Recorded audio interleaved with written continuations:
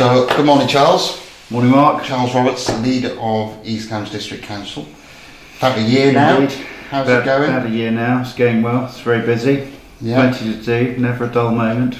Also deputy mayor, as you know, Cambridgeshire Peterborough Combined Authority. Yeah. Behind our old leader, James. So always lots to do. And how was it stepping into his shoes? How have you done so far? I'd worked very closely with James in the period leading up to him becoming mayor. We worked very well together. We worked very closely together. So I knew what I was taking on. It's been fine. It's been busy. Yeah. Lots to do, but I was busy before because we worked, as I say, very closely as a team. Okay, so you say you've been busy. Proudest moment so far in the last year that you've been here? Oh gosh, there's lots. I think one of the proudest moments seeing the cinema open in Ely. I think very good. I think seeing, for me on a very personal level, is seeing people move into the CLT houses at Streatham. First people move into those homes. Great moment for me. You know, it's been a long time in the planning. It's there now. We've got lots more coming. Great. Really pleased. Okay, so we'll get on to the CLTs in a little bit. What I want to have a quick chat about is the video that East Cambs put out last week. Yes. And about your visions to make Ely desirable or a desirable place to live. I mean, isn't Ely already desirable? Yes, it is. It is very desirable. Of course, it is. You know, it's a beautiful city, isn't it? You know, it's got the cathedral at the heart of it. It's set amongst the most beautiful countryside.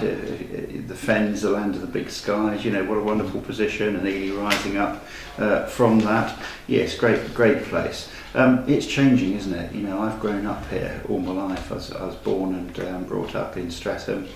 I've travelled away with work, I'm fortunate to do so, but I've always been based here, and I've seen it change dramatically from being a small rural community to being the place that it is today. And my priority is to make sure that Ely remains has an offering for everyone.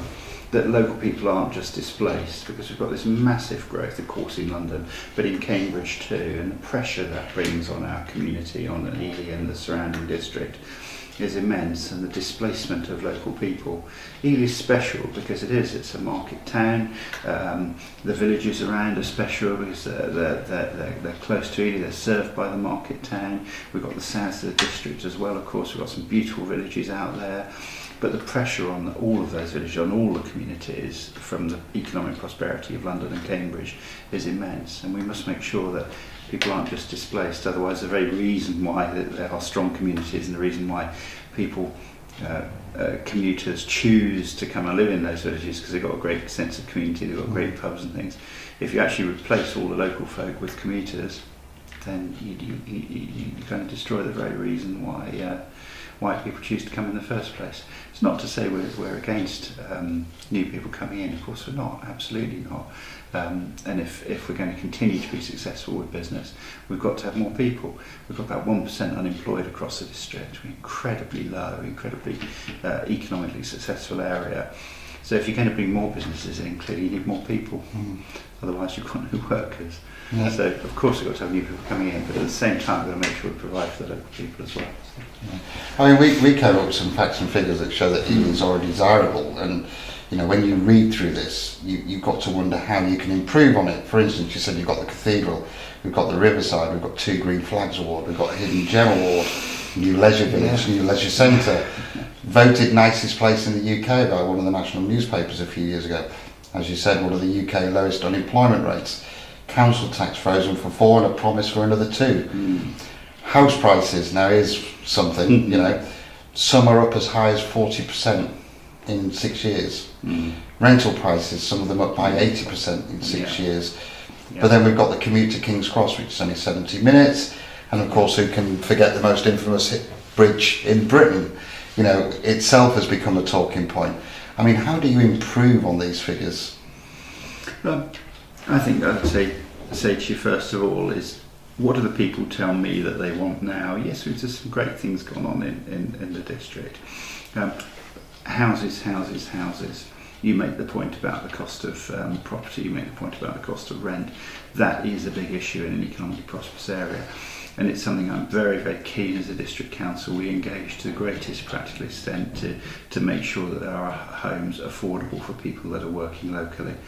this constant sort of cycle of displacement with people from London being pushed out of London because they can't afford to work there, pushing the prices up in Harlow and Bishop Stortford, people in Cambridge, we see the same thing, the higher salaries in Cambridge, constantly displacing people from Cambridge out to Waterbeach, out to Streatham, out to Ely, people from Ely working in the local businesses in Ely, the care workers, the shops, the banks, displaced again further out to Chetras and March and beyond.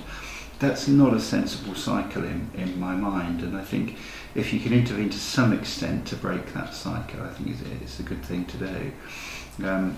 If you don't intervene, if you leave it entirely to free market, then you simply displace everyone that's on less than, say, the average wage, because the average wage unfortunately doesn't buy you or rent you a house in Ely and the surrounding district now.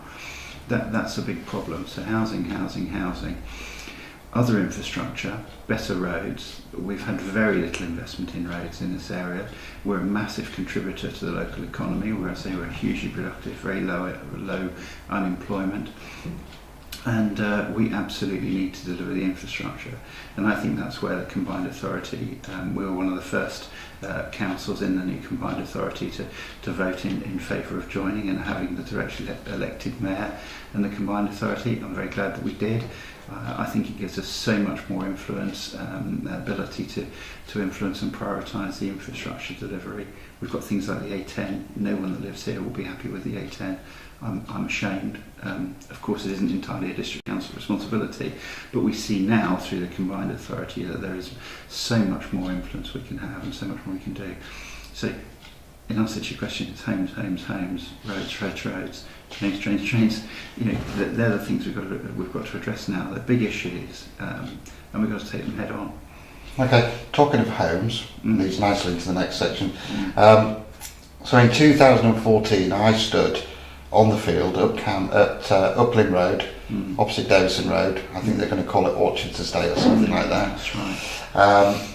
And we took a photograph, and the councillor said, we're building homes, but yet you go there and it's an overgrown field. When are they going to build homes there? Do you know, it's massively frustrating for me that we have these consents, and I think looking back, have we made mistakes? I think there's certainly been situations which haven't been helpful, and I think putting all of our allocation of housing and relying on big sites to deliver our housing, our housing numbers, has not been the right thing to do. I think we need a sort of multi-pronged approach. We do need big sites, of course we do, but we need the smaller deliverable sites as well. We've got the crisis now, and I use the word carefully, it's a crisis, and it's here, it's now, it's today. And big sites, we know, take a long time to come forward. They're complex issues. There's complex issues around the planning, around the agreement of the Section 106 agreements, the contribution from the developers to the infrastructure and so on. They're complicated matters. They take a long time to resolve on the big sites. And then, of course, you get the issue of land banking from developers and feeding the properties into the market slowly to keep the prices up. You know, yes, it's a reality. Yes, it does happen, and it means that these big sites on which we're depending for the delivery of homes aren't delivered. Not happy about it, but our eyes are open. We understand it. And through some of our other policies, like our community-led development policy, which is supporting communities to come forward with community-led developments of relatively small numbers of homes in each of the communities where there's community support, is a way of addressing that and delivering homes very quickly. We've shown that we can deliver actually quite substantial numbers of homes very quickly. That's a priority for me. But getting back to the original point, massively frustrated by large sites that don't deliver housing, and I think in our local plan this time you see perhaps less dependency on the big sites and big development sites. Now, ECDC have had a go at doing their own developing, which is underway at the moment down Barton Road. Yes. Is there any plans for them to do bigger projects in the future, maybe take on some of these big projects themselves? There absolutely is some very ambitious plans for the development company to do more, yes. And in fact the very reason the development company was set up was to allow the council to get involved in CLT developments across the district. Not all developers, not all builders are up to speed on the CLT process, and one of the blocks to communities delivering CLT homes was in fact the inability of developers to engage in that process, to understand that process and be happy to engage in it. So we've set up Palace Green, and of course they do absolutely understand the process and do engage and are there to support communities in the development in their area. We've very ambitious plans. Yes, we've got some very large scale development. We've got a scheme of 500 houses at Kennet in the pipeline. We've got 52 houses in Hadnam. We've got some land negotiations underway in Wilburton. You'll be aware of the scheme in Soham that Palace Green are building out. So yes, absolutely direct intervention, if you like, to deliver more homes and deliver them quickly, deliver them now. Is planning easier when it's done by ECDC themselves? Planning is a statutory process. Planning is the same for everyone. Do we understand the process? Yes, we do. Do we understand the requirements? Yes, we do. Are we very good at what we do? Yes, we are. Is the planning process any easier? No, it isn't. It's a statutory process. It goes through the process in the same way as any other application. So why then did it only take sort of a year to get Barton Road underway, and yet developers are saying, oh well, we've got these problems and we're talking 3 or 4 years down the line? You know, these are the professional guys. Why are they not on top of it and doing what they're asked to do? I guess you should probably ask them that. The question. I've tried. It's just, I mean, I'm as frustrated as you and as everyone else at the lack of homes. You know, it's a massive priority for me. I know now that we have to deliver more homes in this district, and we have to deliver them now. And in my mind, we have to also link the availability of those to people that work locally in some way. I see community land trusts as being one way that can happen, because you can actually, through your allocations policy, make them specifically available to people that are connected to the area and who work locally. So you break that cycle of people being displaced from communities, from Streatham to Chatteris, from Ely to Mainey to the cheaper property, and that's a number of advantages. I mean, of course, it's socially right, it's economically right. You know, people are spending money in their own village, in their own town. They're not spending their own money travelling day to day, sitting. From a social perspective, they're spending more time with their family. They're not spending 2 or 3, 4 hours a day sitting in queues on the A10. So if you actually start to break that cycle just a little bit, if you take a relatively small percentage of the population and you get them living closer to where they work, that's a good thing. Of course, you don't need so many roads then, and you don't have so many cars on the roads. I often think about the first week of half-term holidays, school holidays. You don't take very many cars off the road, but my goodness, it makes a difference to the traffic flows. Yeah. And I think by breaking this cycle of consistently pushing people further away from where they work, if you just break that with just a relatively small percentage of the people, you can actually have quite a big impact. Okay. So that's very much the focus of community-led development.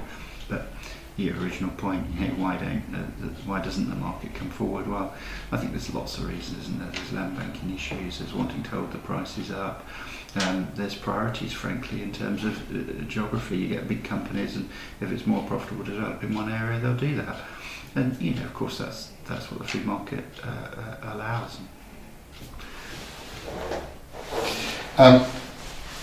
One of my bugs as I go around Ely is the American state. I mean, there's must be 50, 60 empty houses up there. A lot of money was spent on those by MOD not so long back. Why is ECDC not talking to them about recovering some of those houses and maybe helping those who are stuck in hostels or, you know, struggling to find somewhere to rent? You know, they're there and they're available. Why are we not doing something about that? Certainly in the past we have had discussions with the owners of those properties to see if there's any way they can be brought into use. We certainly did when we had the refugee crisis. We talked about the possibility of making them available, but they're a large organisation, it's very difficult to move forward. I'm not aware today of exactly the position in relation to those, but I take the point. You know, they're empty houses sitting there, and and it's frustrating, isn't it? It's wrong, actually, isn't it, when with the pressure on housing that we have in this area. So I'm quite certain that we are in a reasonably regular contact as if anything can be done. Okay, so we have a look at those and see if that's something that it could be a short-term solution. I'll certainly find out where we're up to in detail. Yes, for okay. Sure. So one of the words that we hear a lot about when it comes to housing is affordability. How is affordability defined? Well, there's various ways, isn't there? And affordable housing traditionally was of course council housing or housing association housing, as it's become in this area and many others. Affordable. If you're on the national average wage in this area, I don't believe that in Ely, in Streatham, in the south of the district, in Dullingham, you can't afford property. And that's a big problem, because the vast majority of people that work for most businesses in this district will be on the national wage or less. I'm really glad, actually, because I think you've just picked up on why I'm going to ask you the question. Because, you know, if you've got two restaurant workers, let's say, and they live together, you know, the reality of renting a place or even buying a place in Ely is not there at all for them. No. I'm acutely aware of this, and I absolutely understand it needs addressing. And I say it's morally wrong, it's socially wrong, and it's economically wrong. If we're trying to attract more business to this area, which we are, we're open for business. Businesses cannot come if they haven't got homes for their workers to live in, if there aren't homes for the workers to live in. So we absolutely have to address this. You asked me about affordability. What does affordable mean? Well, the government says it's 80% of open market. We don't think that's affordable in this area. If you've got £1,000 a month, £900, £1,100 a month for a two-bed house, 80% of that is still not affordable for your two shop workers. And what about your single shop worker? It's certainly not for them. Yeah. So this is the problem. If you take this to the extreme and you think about London, of course you've got a tremendous number of people that are cleaning hotel rooms, and they're working in care, they're working in NHS, and they're working in relatively low paid work. Now there's a point at which those people cannot afford the season ticket to take them to where they can actually afford property. And of course, if there's only so much money in the pot, there's only so much money at the end of the month. So you displace those people. The ones that can afford it get displaced to where they can afford to live, and then they spend hours a day commuting. But what about those people that are left? Well, actually, of course, what happens is they live in Grenfell and the like, and that's not good. And that's what we have to be acutely aware of here, that we cannot have the situation where we've got a good proportion of the population who simply cannot afford to live locally. So affordable, in my thinking, is between 60 and 70% of open market rates. It starts then, if you think about the sort of local wages, the care workers' wages and so on, the shop workers' wages, local wages, agricultural wages. That's the sort of level at which you can imagine that people are able to afford. Okay. CLT, of course, does allow the local trusts to set the rent levels subject to the economics of the scheme, the economic viability of the scheme. It does allow flexibility. And at Streatham CLT, for example, our target is 60%. We don't achieve that, incidentally, because of the financial modelling of the scheme, but we are less than 80% of open market rent. Okay. We had a brief chat before we started here, and I spoke about this leasehold doubling thing that's going on at the moment. I saw in, funny enough, some national online thing that a couple in Soham had bought a house, and they hadn't been made aware that the land underneath the house had been sold to another company, and they're going to be doubling the ground rent on that property every 10 years until it reaches £4,800, and now they've gone to try and sell their house. They've been made aware of this problem, and now they can't sell their house. We spoke to Lucy Fraser briefly about it, and she gave us a quote saying that she is dead against it, and she's spoken to housing ministers and all the rest of it. what assurances can people have when on new developments here in Ely that this scam will not happen?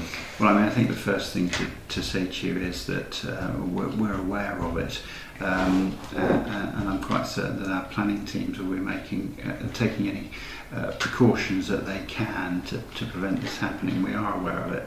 I know there's proposals from the government to actually deal with this. We've obviously got to make sure that there's a fair system in place, and our eyes are open. We'll certainly do what we can to prevent that happening. Okay, that's just a really simple thing, and I think it's sort of something that's quite important. Absolutely. Let's get away from housing for a little while. Talk about that all day long, can't we? I'm sure we can. The high street. We have a wonderful high street here. We've got some great independents. We do. But are we not being lost a little bit? We've got the biggest store in town is now being taken over by a charity shop. Does that loss of revenue not affect Ely at all? Because we lose a lot of rates when they take over big properties like this. We do. The charity shops have free rates. Do we want a high street entirely dominated by charity shops and banks and building societies? No, we don't. What can we do? Well, we do pretty well, I think, as much as we can. We've got free parking, which is a big issue, and it does mean that volumes of people will be drawn to pop into Ely to get whatever it is that they need from the surrounding rural community. Of course, the very reason why Ely's here is a market town. That's the purpose. It serves a rural community coming in to do their shopping. We make that as easy as we can for them to do it. At the end of the day, free market will have a bearing. And if shops aren't viable in these big premises, if independents aren't viable, then unfortunately the premises will become available and they will be taken over by charity shops. There's a certain inevitability in the free market, but we do everything we can. Our market's very, very successful. We know, we've had work done to analyse the effect of the markets, and we know that they do draw a lot of people into the town centre that then spend money in the businesses. We're engaged with the traders, we try and understand what their issues are. We'll do whatever we can to support a vibrant city centre and the businesses operating in there. Would I like to see greengrocers and likely back in the city centre? Yeah, absolutely. But if the market doesn't want that, if the volume of the population don't shop in those businesses sufficient to support them, as a district council, there's not a huge amount we can do. But yeah, the vision is for a vibrant market town, and we do everything that we can to encourage that. Okay. How does the council plan on getting the money back though that we lose on the revenue from those rates? Is there anything we can do to? Well, again, we have lots of revenue streams, and in particular, our markets provide a very good income for the council. It's free market. The shops, in many cases, people say, well, the town centre's dying because of X, Y, and Z. In many instances, the town centre dies and shops become unviable because of the high price of the rents on the properties. That's actually, if you're paying 10, 15, 20, 25, 30,000 pounds a year for a relatively small shop unit on the high street, that's quite a pressure on a small business, on top of their wage costs and their rates and the heat and the light and the insurance and so on. It's a lot of turnover you need to actually run an independent business on the high street. There's viability issues in there, but we do everything we can to encourage that, and our eyes are open. We've some plans going forward for the town centre. We're engaging at the moment with the combined authority to look at a complete analysis of the centre of Ely to see what can be done to make it more vibrant and so on, and really do a thorough analysis and see how we can intervene to retain it as a vibrant city. Okay, great. We spoke very briefly about the A10. What is there any indication as when real work is going to begin, or how much it's going to cost? That would depend who you ask. If you ask me, and I've been pretty close to this now in the role as Deputy Mayor, and with James the Mayor, that's obviously pushing this very, very hard, and Lucy Fraser too, driving this very, very hard now. We know that it's absolutely essential to sort out the A10. We're not happy with it. No one's happy with it. It's a car park in the mornings, essentially between Ely and Cambridge now. And you talk about delivering another 2,500 houses to the north of Ely. Yeah. Perhaps a good job they're not built in terms of the A10 capacity. Big issue, got to be sorted. The first study's been done. It clearly shows there is a business case for the road. My frustration is that there is and I'll describe it as a grinding process to delivery of infrastructure like the A10 and the A10 dualling, and that process will take something between 8 and 10 years. Is that clever? Is that impressive? No, it's absolutely not. And does it need to be better? Yeah, absolutely does. And that's what we're doing now. It's what the combined authority and the mayor is doing. Is understanding that process, breaking that process down, so it can be delivered much more quickly. Of course, yes, it's a huge undertaking to dual the A10, and in that aspect it will be phased. There's the new development at Waterreach of several thousand houses. When that starts to come on stream, clearly you can't push those people out entirely onto the A10 and expect that to be a sustainable position. So I'm not skirting the question here, I'm just sort of setting it in context really. This is a big undertaking. When do I think it'll happen? I'd be hugely disappointed if in the next 4 or 5 years we don't see some reasonably substantial work going on to improve the A10 and to start the dualling of the A10. You know, there is the political will now at every level to drive this forward. We know how important it is. We know how important it is to the economy of the area and to the lives of the people that are living in Ely in particular. But also the people living beyond Ely, looking out to Downham Market into King's Lynn and the routes in. It's massively important. We're pushing very hard, and I'd like to see the typical times for delivery of this infrastructure cut in half, and to see something. So I know the mayor's committed to delivering some substantial improvement in the foreseeable future. We're certainly behind that. We're pushing it equally as hard. Any idea what it's going to cost? No, there's various numbers floated around about so much per kilometre, but make no mistake, this is a massively expensive project. But we've also been in discussion with government, and government understand the need for improvements to the A10, and I think there'll be funding streams from a variety of places, and hopefully including government, but also the combined authority, potentially contribution from developers along the way too. So I think it is going to be affordable. Yes, it's a huge piece of infrastructure, but we're an economically massively successful area, so we need that infrastructure. I'm not going to take too much more of your time. One of the things that's very close to my heart is recycling. We like to think ourselves very e-friendly on this point nearly. We don't do any printing or try to create any waste as such. And one of the things that you've put out there is that people can have a second blue bin for £25. Yes. More an observation coming from a recycling background in the past is, would it not be better to have maybe more collections, better awareness campaigns and education on recycling, rather than bringing in another I personally consider them an eyesore, and have them littering the streets every week? Would it not be better to look at a different way? I'm quite sure that our waste team here will have looked at all the options, with our lead, Julia Huffer, leading on that, our member champion for waste and recycling. They will have looked at all the options, I'm quite certain. I would have agreed with you about before we implemented the bins, I would absolutely have agreed with you about the eyesore that is the bins. But in reality, do you even notice them now? Are they the blight on our streets that we thought they were going to be, that I thought they were going to be?